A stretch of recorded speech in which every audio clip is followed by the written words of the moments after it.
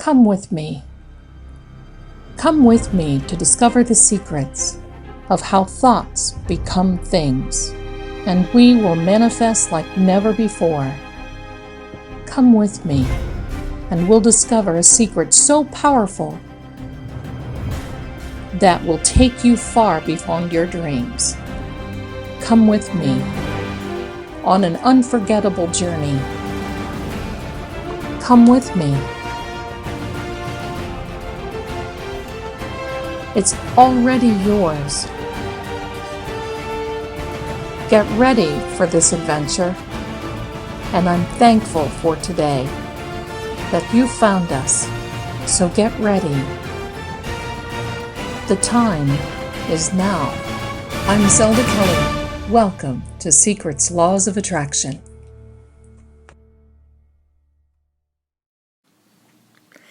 Hello, my friends. I am so happy to be back with you again for this episode of Secrets Laws of Attraction.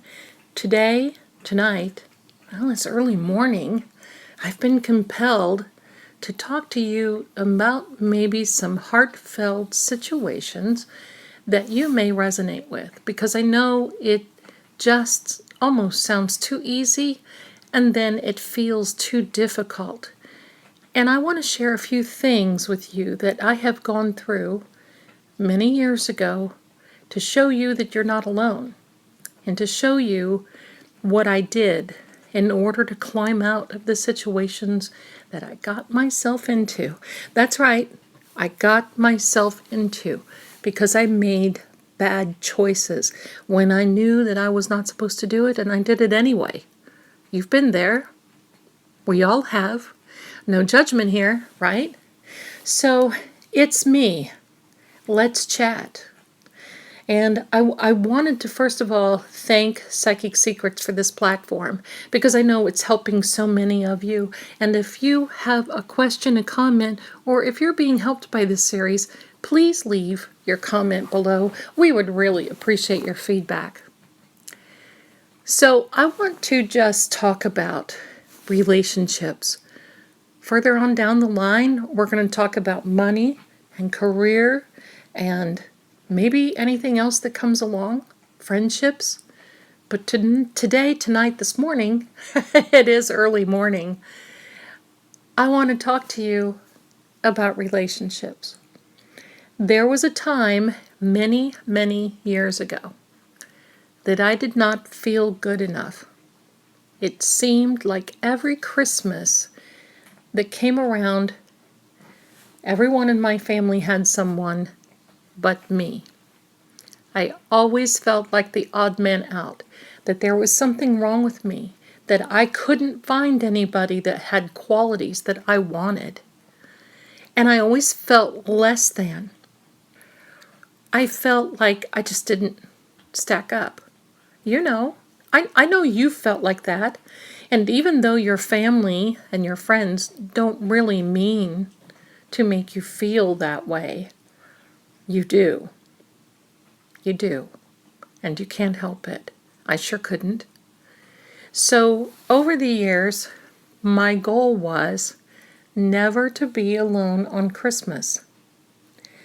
And what happened is that I lowered my standards. Now, what does that mean when I say that?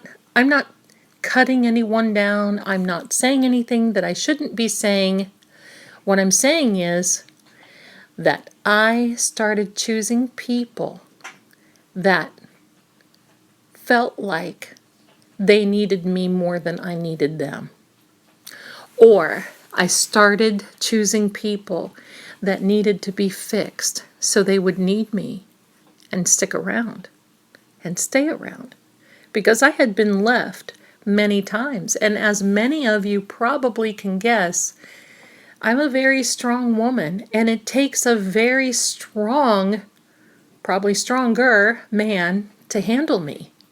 Now, what do I mean by handle me? I mean emotionally, physically, spiritually. Not weak. And some people are weak, men and women. That's the way it goes. That's life in general. I'm strong in business, and I'm strong in life, and I study hard, I play hard, and I want to live even harder. With that said, I started choosing people that would accept me for what I felt, which was not true, but I felt that I was flawed. I don't know why, but I just felt like I was always flawed, like I was never good enough. There were other family members that had been married to the same person for years, and there I was, not even a relationship. I mean, they would go from maybe a month, 3 months, 4 years maybe.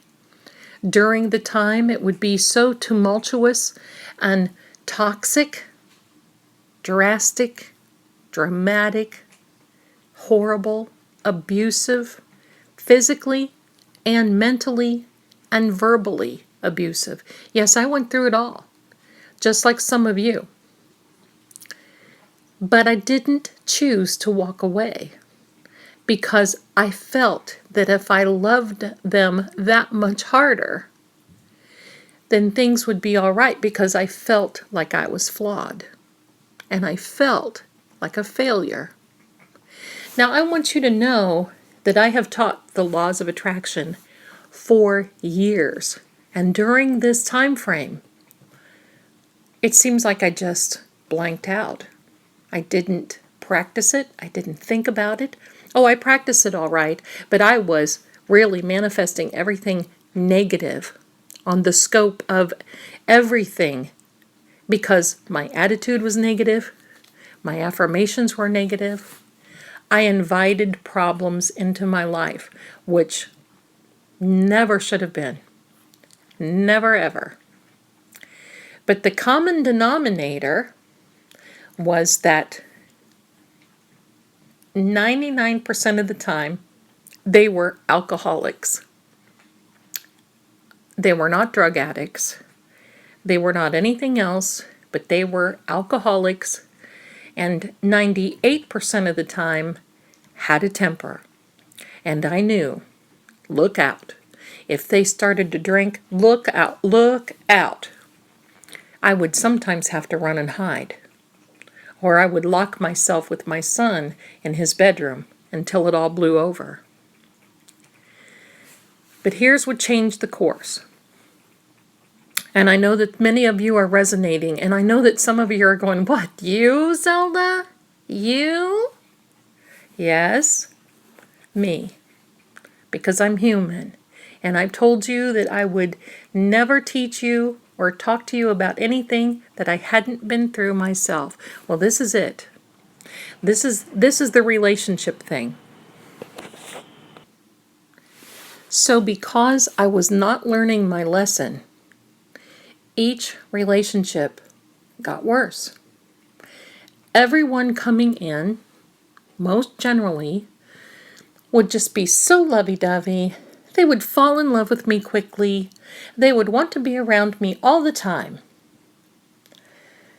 And then they would want me to share my money, my house. They would ultimately quit their job and move in because I would just create such excitement. Seriously.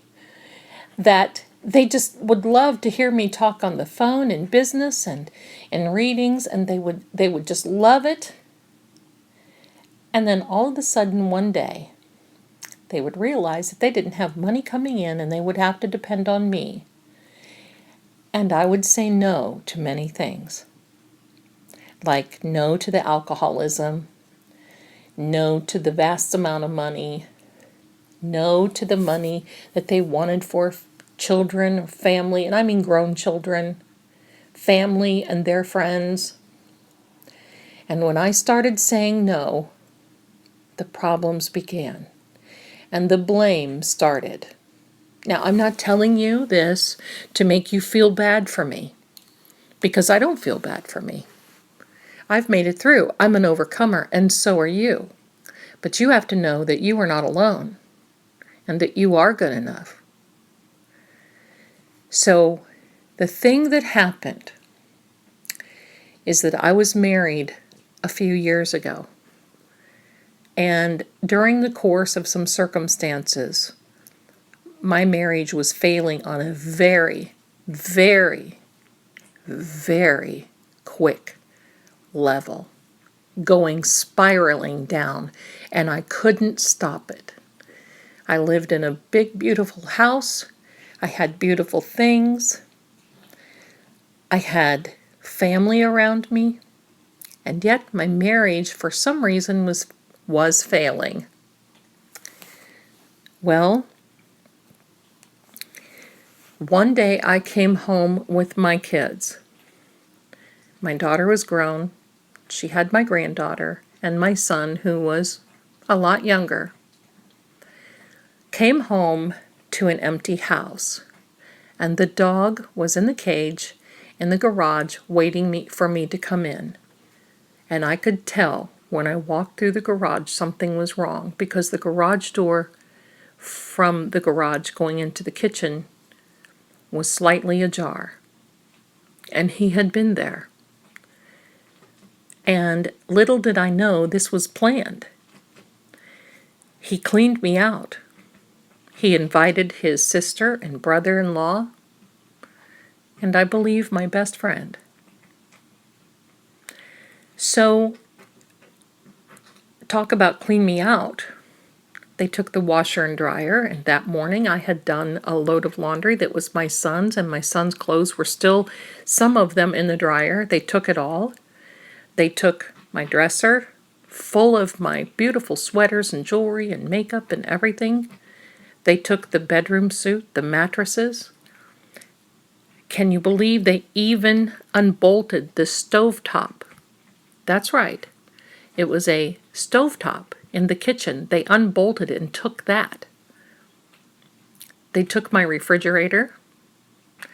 They were trying to take the kitchen sink, literally, but they couldn't get it out of the counter because it had been an undermount. They took light bulbs, paper towels, toilet paper, you name it. My food, everything. They even took the light bulbs out of the overhead lamps. And this was in January, and it was going to get dark soon. I did not have hardly anything left. They tried to take my big bedroom, and you could tell they tried to move it and gave up because it was taking too long. They took all my beautiful furniture, my paintings, pots and pans. When I say I was cleaned out, my darlings, it was an empty home that looked like I was robbed. And I guess in a way I was. This had papers. There were papers thrown all over. It looked like my house had been ransacked. My clothes were gone. They left my son's mattress. They left my daughter's mattress that was in a room that she had been staying in while she was getting ready to move into another home. They left a small TV that was my son's. And that was it. I didn't know what to do. I walked in and I couldn't even cry. And to add insult to injury, not only did he take all of my things, my paintings, my furniture, clothes, things of my kids, he cleaned out my bank account. And we're not talking just a couple of $100s. We're talking multiple thousands, and I mean thousands, along with a car, along with other assets. And I'm going to tell you, you haven't lived. Maybe you have, but you haven't lived until you have to recover financially on top of replacing everything. I'll tell you, do that a couple of times, and you'll know your worth. Believe me. And when he did that was the straw that broke the camel's back. Because not only did he leave me practically homeless, but he left me penniless and everything that I'd accumulated and funds that I was actually looking to use in the future for a family member were gone. Couldn't recover. We were married, and that was it. So we sat down, and I could tell that there was panic on my kids' face. They didn't know. They felt horrible for me, and yet they didn't know. I mean, they even took one of my cars. So I told my daughter that I was going to go to the Olive Garden. I was going to get us the best dinner that I was going to ever get. In the meantime, I went over to the home improvement store. I bought a washer and dryer to be brought over. And then I had to plan. We had dinner and on the floor, on an old blanket that we had found that was in the corner that they had missed in the den by the fireplace. And the light started getting dim. It was starting to get night, and we did not have any lights in the house. Not one. So we decided to go to bed. We sat up and talked, we told stories, and I did everything that I could to make my kids laugh that night. Now, this was not their father, and thank God for that. And so that night, as everybody was slept, I walked around the house and picked up things that I thought still might be of use. And I found this movie called The Secret. Now, I had seen it before, and I thought, well, might be a good time to put it in now. So I used my son's TV that had this little DVD player in it. And all night long, I laid there and played this movie over and over and over again. And I learned. And I learned that what I had gotten myself into because I ignored some big, heavy warning signs. And I ignored them. I knew, but I ignored them. And that's why things kept spiraling, because I would not make a change. I did not focus on me. I was focusing on him and doing everything that I could to try to make him happy, and I was doing what I thought would make the situation better, and it just kept getting worse.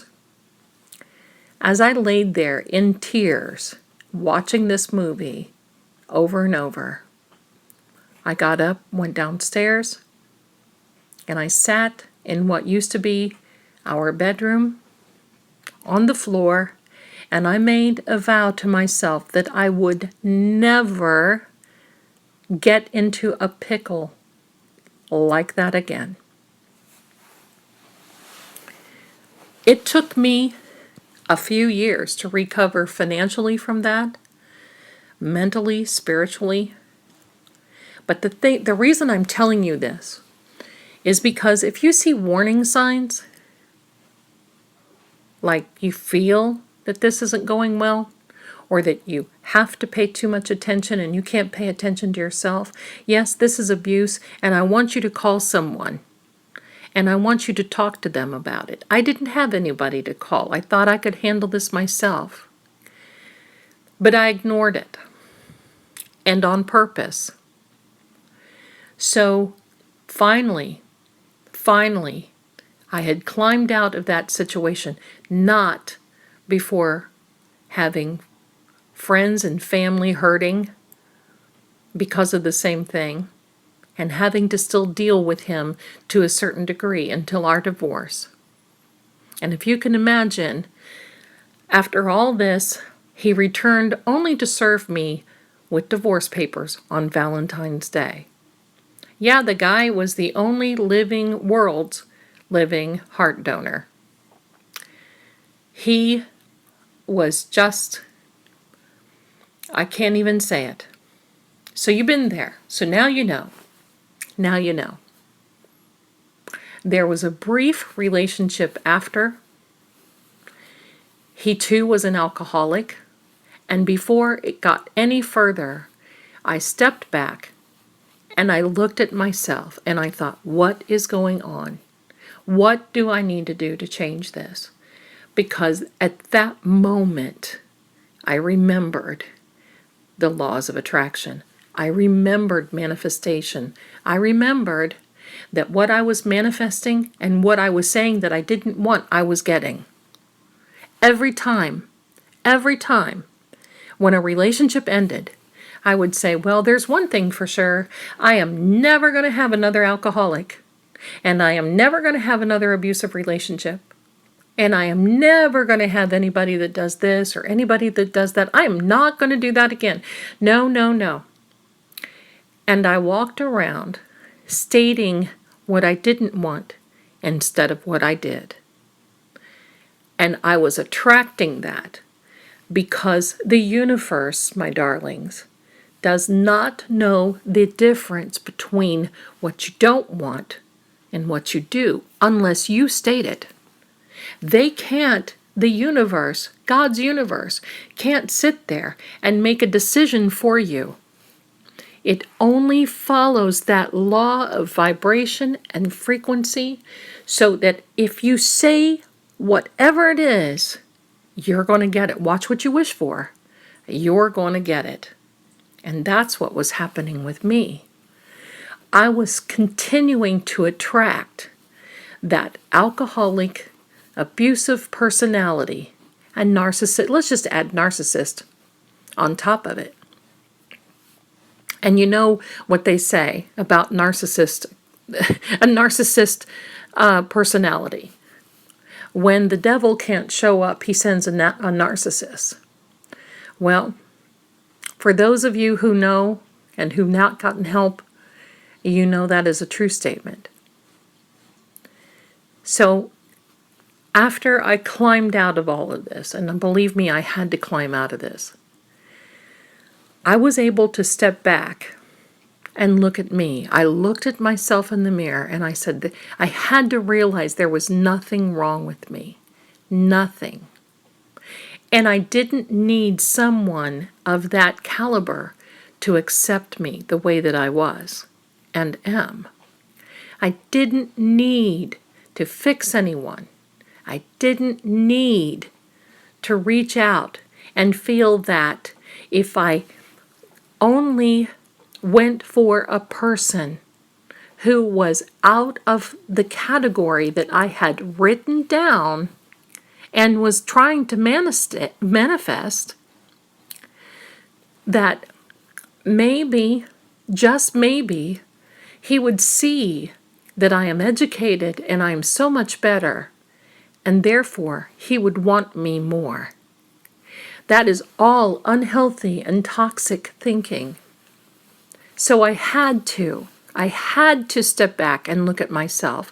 And I realized throughout this whole time period, which was a very long time, it was me that was attracting this. It was me that was accepting this. It was me who invited this to come in. And the moment that I realized that until I learned my lesson, I was going to continue to have to go through the lesson until I learned it.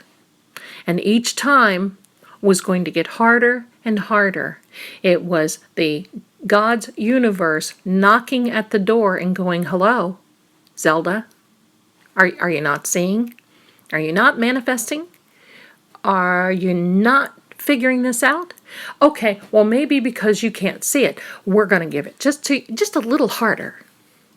That's the way it felt. And quite frankly, I'm glad it did happen that way so I could see it. So if you're in a relationship right now that is abusive or you're having a hard time, number one, I want you to get help.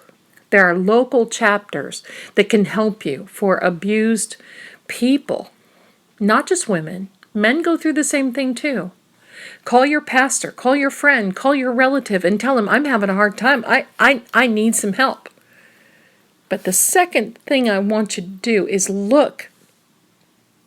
I want you to look at yourself. Look at yourself long and hard in the mirror and say, what have I done to attract this? Maybe it's not what you've done, but maybe could it be what you're not doing? Because that was the case for me. I was not focusing on myself. I was not focusing on my circumstances. I was not paying attention to warning signs. I was not paying attention. I was not paying attention. And I did not focus on me first. So what happened after that? Well, after I had this long chat with myself, and I forgave myself, and I looked at myself in the mirror and I thought, you're not such a bad chick after all. It turned around immediately. And when I say immediately, my attitude changed. And I started feeling so much better and happier. I did not walk around with a scowl on my face because I couldn't figure out anything. And my darlings, I'm going to tell you something. Sometimes you don't need to figure out the details. Sometimes you don't need closure. Because the reason why you want closure is you just want answers. And my honeys, my darlings, my friends, sometimes the answers are just not there except what it is. If you've been left, that's your answer. If you have to leave, that's your answer. It doesn't mean anything more or less. It only means that the both of you were not made for each other. And that was the hard thing. If you're holding on too tight, just like I was, remember that song, 38 Special? Hold on loosely, but don't let go. If you cling too tightly, you're going to lose control. And that is exactly, no better lyrics were written than this. So from now on now, if you're going through this, remember, get help first. But you start focusing on yourself. You start paying attention for yourself. You do something for you. Because I will tell you, it is a law in the laws of attraction that when you focus on you and you make the change, the positive change, and you watch your words, and you watch your actions, and you don't step into a pile of you-know-what because you think you're going to come out smelling like a rose because in the past, well, you always used to, or you always did, or you always have. When you start making those changes, then it is impossible for any circumstance, any situation, or any person around you not to change. Now, that doesn't mean that it's not going to change for the better, or that doesn't mean that it is going to change for the better. It means it's going to change so you can look at the situation and you make your decision. You make your decisions. Never put your own happiness into someone else's hands. Never require someone else to make you happy or to make your emotions the way you feel that you want to be. Remember that your thoughts are not the facts. And if you're having negative thoughts, stop yourself immediately and doubt it. Question your thoughts. Why am I thinking this way? What happened to, oh, I get it. Okay, well, you know what? That's not as bad as what it is. Or maybe it's, this doesn't smell right. Maybe I need to make a change. You see where I'm going? That's what I did. That's what I did. I'm single now. That doesn't mean that I'm going to be single forever. That just means that's my choice now. And it's not that I don't trust myself, because I certainly do. Because I can recognize the signs, I can recognize the circumstance, and I will not put myself through that ever, ever, ever again. I love my life right now. I am independent. I work when I want to. I eat when I want to. All kinds of good things. And I'm enjoying my life for, well, it's been a while, but for the first time that I had in a long time. I don't feel like I have a ball and chain of pressure around my neck that I have to have somebody talk to me, or I have to have this man text me, or this person call me, or if they don't, my day will be ruined, and why is this happening? Why is this and why is that? Because you have allowed yourself to be dictated, and you have allowed someone else to dictate your life on your behalf. Take your life back. Take your control back. Now, things that I have said in previous videos, I'm going to repeat right now. The healthy way to attract is to say, wouldn't it be nice if my specific person would text me, would call me? I know that would make them feel better. But here's the tagline that I want you all to remember. I don't know when this is happening, but it's coming. I don't know when it's going to happen, but it's coming. Wouldn't it be nice? Wouldn't it be nice if my specific person would now show up in my life? I'm ready for love. I attract love. I attract money. I attract good people around me that have my best interests at heart. Wouldn't it be nice? I know it would make them feel better too. And I don't know when it's going to happen, but I do know that it's coming. I want to thank you so much for allowing me to share my story. We're not alone. But get out of this. Get out of it quickly if you're in that right now. Sit back, take stock. You can make the change. You know you can. What's holding you back is fear. And I'm going to tell you, my darlings, the fear of loss should not be entering your minds if you are in an abusive relationship or you feel uncertain or uncomfortable.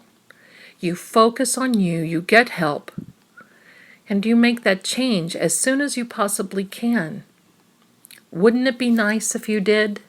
I know you would feel so much better. I don't know when you're going to be able to do it, but I do know that you'll be doing it soon. I want to thank you so much for giving me this time. I think I said that already, but I am so thankful for you, because if it weren't for you, well, I wouldn't be here. And I'm just happy that I am. And I'm happy for you today, because I know that you're listening to this because you needed to. And hopefully this has helped someone out there. I love you, and I wish you well. I wish you all the blessings in the world, and I wish you to have a brave heart. And until the next time of Secrets Laws of Attraction, I wish you happy manifesting. Bye for now.